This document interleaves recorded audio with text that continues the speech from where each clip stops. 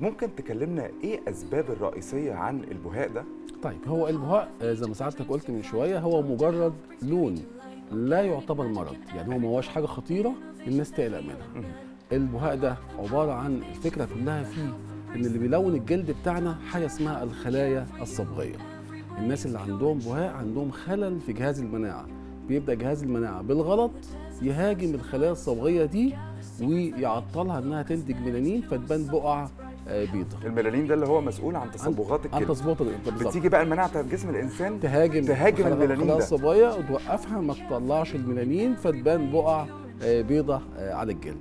البهاء تقريبا بيصيب الناس اللي هم اصغر في السن اكتر، يعني هو جه ل 50% من الناس قبل سن ال20 وال 95% من الناس قبل سن 40 سنه. يعني الناس الاكبر في السن بيكونوا شويه فرصهم قليله شويه في موضوع البهاء.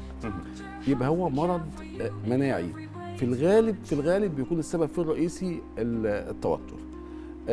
البهاء لا يعتبر معدي، ما نخافش من مريض البهاء نهائيا.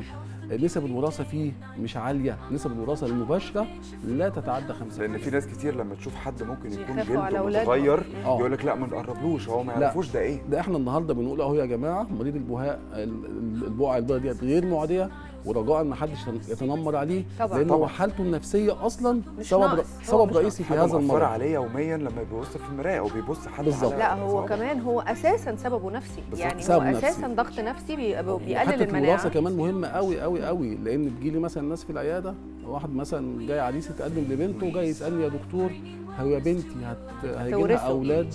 بقول له لا، ده نسب الوراثه فيه 5%، نسب الوراثه المباشره قليله جدا قليله جدا جدا جدا. Feel the health, embrace the glow. Dr. Health, we care for you in every way. It's pure and true. Dr. Health, the name you trust. Every product our passions just unlock the power of nature. We're here to stay for better health and beauty